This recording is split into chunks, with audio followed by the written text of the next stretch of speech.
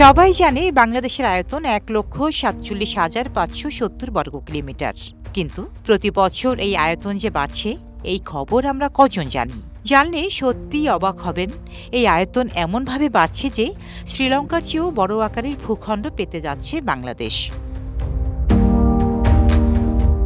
কিন্তু কিভাবে সেটা সম্ভব হতে চলেছে, চলুন জেনে নেওয়া যাক। বাংলাদেশের পদ্মা, মেঘনা ও বদ্বীপ অঞ্চলে বিগত বছরগুলোতে প্রায় ৫০টিরও বেশি দ্বীপ জেগে উঠেছে। আর এগুলো মিলে হিসাব করলে গোটা শ্রীলঙ্কার চেয়ে বড় ভূখণ্ড পাচ্ছে বাংলাদেশ, যা ইতিমধ্যেই মানুষের বসবাস উপযোগী। এর ফলে এই দিক থেকে বাংলাদেশের আয়তন বেড়ে গিয়েছে।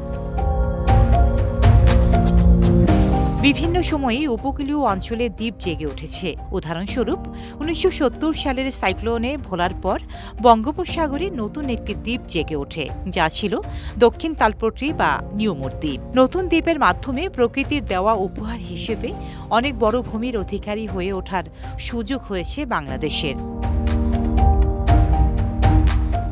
বর্তমান সময়ে চর কুকরি-মুকরি, চর ওসমান, চর কামাল এবং চর গাঙ্গুলিয়ার মতো শত শত নতুন চর বাংলাদেশের উপকূলে জেগে উঠেছে। বাংলাদেশের ভূমি মন্ত্রণালয়ের তথ্য অনুযায়ী প্রতি বছর প্রায় ৩২ কিলোমিটার ভূমি নদী ভাঙন ও সমুদ্রে হারিয়ে যায়। তবে ব্রহ্মপুত্র, মেঘনা এবং পদ্মা নদী থেকে পলি সাগরে জমা হওয়ায় ১০০ কোটি টন পলি প্রতি বছর বঙ্গোপসাগরে পড়েছে। এর ফলে প্রতি বছর ২০ বর্গ কিলোমিটার আয়তন বাড়ছে বাংলাদেশের মূল ভূখণ্ডের।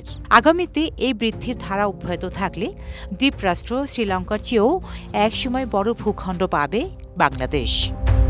ডেস্ক রিপোর্ট, সাম্প্রতিক দেশকাল।